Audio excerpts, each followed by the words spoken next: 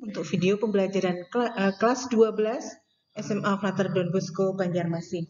Kali ini kita masuk pada video pembelajaran ke-11. Kita akan belajar mengenai pola hereditas atau pewarisan sifat bersama saya, Ibu Katarina Dewi. Nah, pola hereditas itu mengenai apa? Ya, jadi kalian lihat di dalam layar ini ada sebuah keluarga. Coba kalian pandangi wajah dari ibu, bapak, beserta 3 putra-putrinya. Di situ ada kemiripan, ya. Ada yang mirip dengan bapaknya, ada yang mirip dengan ibunya, ya. Nah, tentu ada gen yang diwariskan atau diturunkan. Nah, pola pewarisannya, pola penurunannya itu akan dipelajari dalam pola hereditas.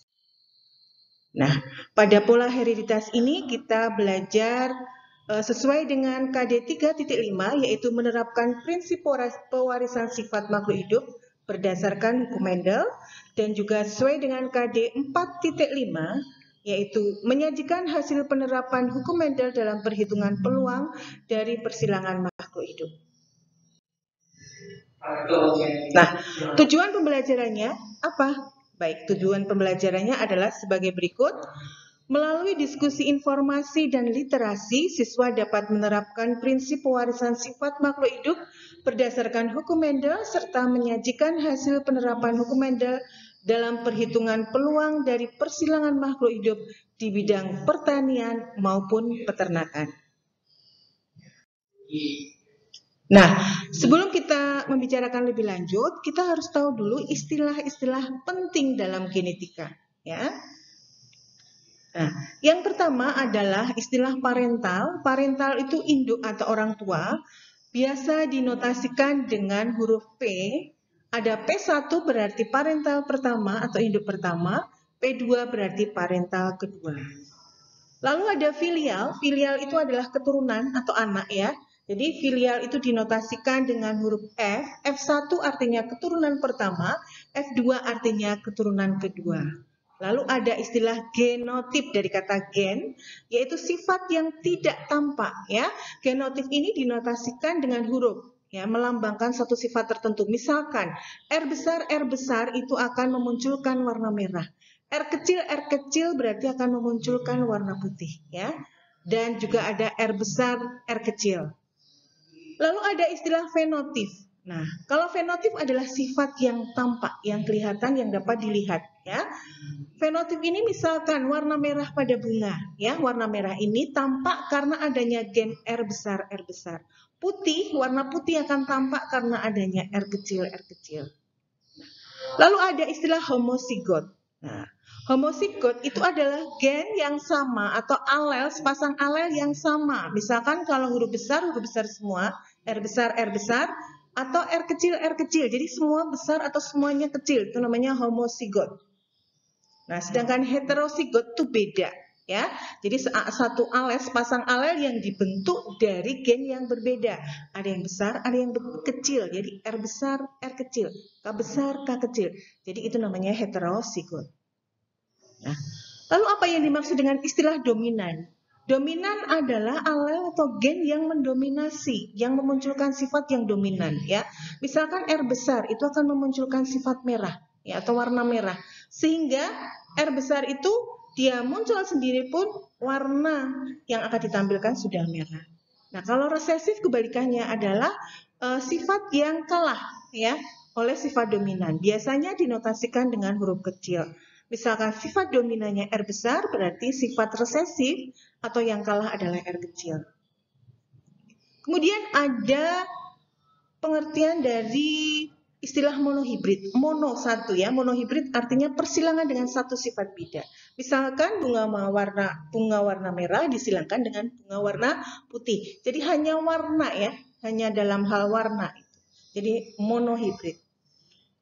Sedangkan dihibrid dihibrid adalah persilangan dengan dua sifat beda. Misalkan, ya, kita menyilangkan tanaman dengan buah rasa manis, biji besar. Jadi ada bentuk bijinya, ada rasa buahnya. Jadi ada dua sifat berbeda. Itu namanya dihibrid. Nanti ada juga trihibrid, tetrahibrid dan sebagainya, ya. Baik, kita masuk pada intinya. Jadi genetika atau pola hereditas penurunan sifat itu tokoh utamanya adalah Gregor Johann Mendel. Ya, wajahnya seperti yang tampil di layar kalian. Dia hidup pada tahun 1822 sampai dengan 1884. Ya, biasa disebut Mendel. Mendel adalah seorang ilmuwan dan biarawan asal Austria. Kemudian dia sering melakukan berbagai penelitian untuk merumuskan hukum mengenai pewarisan sifat.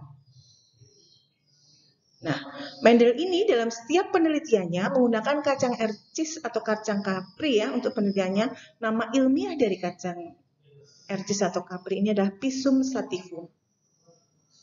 Bagaimana bentuk kacang ercis? Ada yang belum tahu? Nah, seperti ini ya. Karena jasanya dalam melakukan berbagai penelitian sehingga membantu dalam proses kemajuan ilmu genetika, maka Gregor Johann Mendel atau sering dikenal dengan Mendel itu disebut sebagai bapak genetika. Nah, tentu kita bertanya, mengapa Mendel sering menggunakan kacang kapri atau Pisum sativum dalam penelitiannya? Nah, ada berbagai alasan ya. Yang pertama, memiliki pasangan sifat beda yang kontras. Nah, sifat bedanya bagaimana? Jadi kalau dalam satu tanaman Pisum sativum ya, itu ada yang punya batang panjang, ada yang batangnya pendek. Berarti kontras ya. Sifat batangnya ada yang panjang, ada yang pendek. Letak bunganya ada yang di ketiak batang, ada yang di ujung batang. Nah, warna bijinya ada yang kuning, ada yang hijau. Ya, kalian bisa baca di sini. Jadi ini berbagai sifat pada tanaman Pisum sativum yang punya sifat kontras ya, saling berlawanan.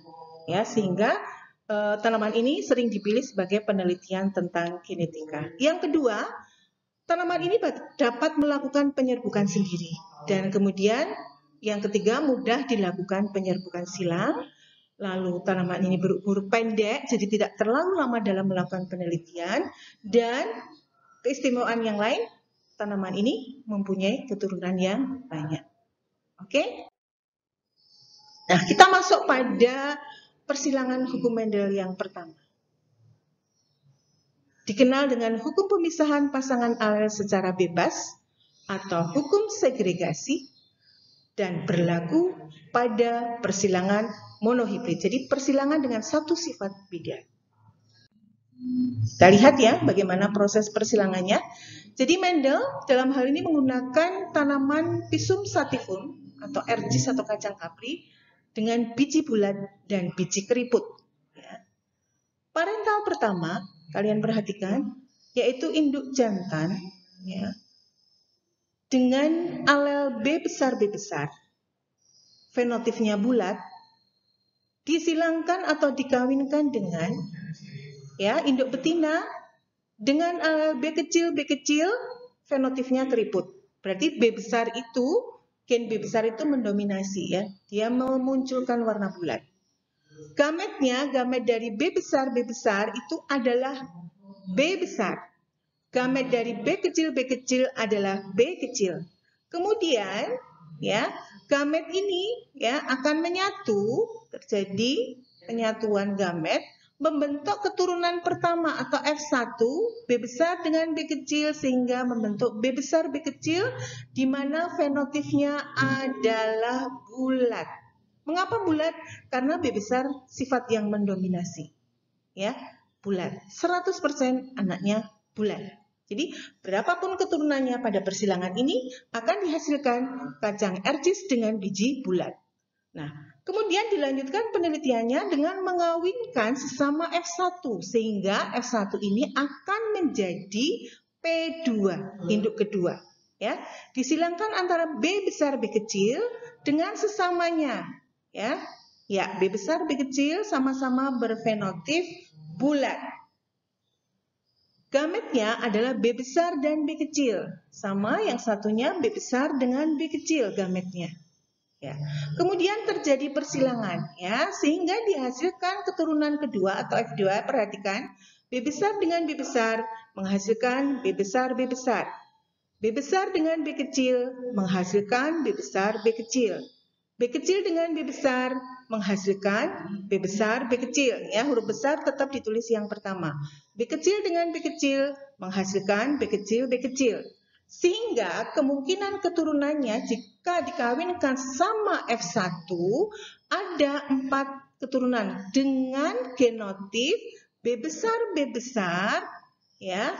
B besar B kecil, B besar B kecil, dan B kecil B kecil. Di mana B besar B kecil memunculkan sifat biji bulat, kemudian B kecil memunculkan sifat biji keriput. Nah, sedangkan B besar memunculkan sifat biji bulat juga. Kenapa? Karena ada B besar sifat yang mendominasi. Jadi B besar, B besar, B besar, B kecil, B besar, B kecil, semua memunculkan sifat biji bulat. Oke? Nah, lalu bagaimana rasio atau perbandingan fenotipnya? Nah, perhatikan. Bulat dengan keriput, karena hanya ada fenotip bulat dengan keriput. Bulatnya 3, keriputnya 1. Bulatnya nih, yang mengandung B besar 3, 1. Oke. Lalu bagaimana rasio atau perbandingan genotipnya? Genotip itu notasi berupa huruf, yaitu B besar ada 1. Oke.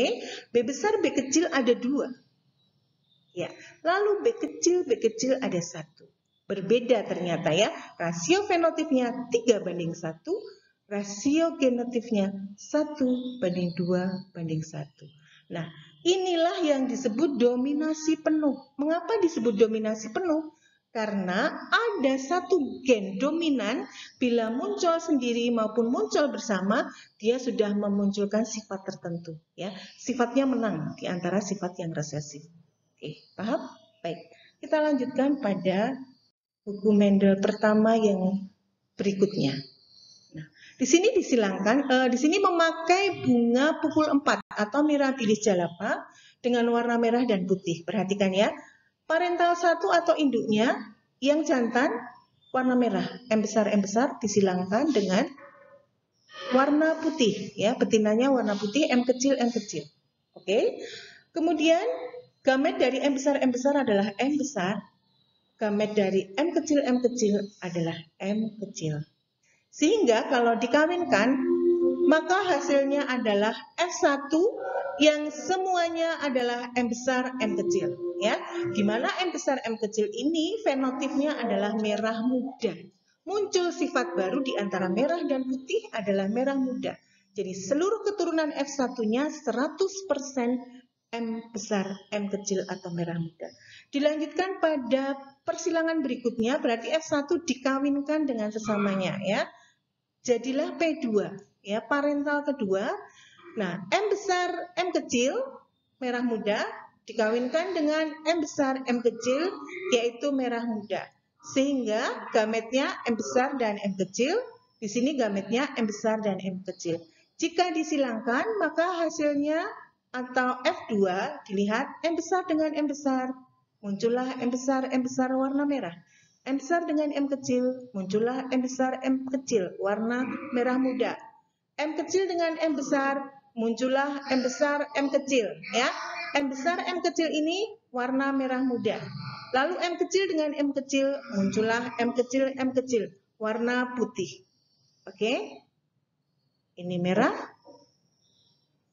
muda, ini putih. Oke. Lalu bagaimana rasio fenotipnya? Ada 3 fenotip di sini. Merah, merah muda, dan putih. Merah 1, merah muda 2, dan putih 1. Ya, 1:2:1. Dan rasio genotipnya, ya, genotip itu notasi dalam bentuk huruf. M besar ada 1, M besar M kecil ada 2, dan M kecil ada 1. Sehingga rasio genotipnya 1:2:1. Nah, hukum Mendel pertama yang kedua ini, masih pada hukum Mendel pertama, ini disebut dominasi tak penuh atau intermediate. Mengapa? Karena ada satu sifat yang muncul, sifat baru yang muncul. Nah, contohnya tadi di antara merah dan putih muncul sifat merah muda.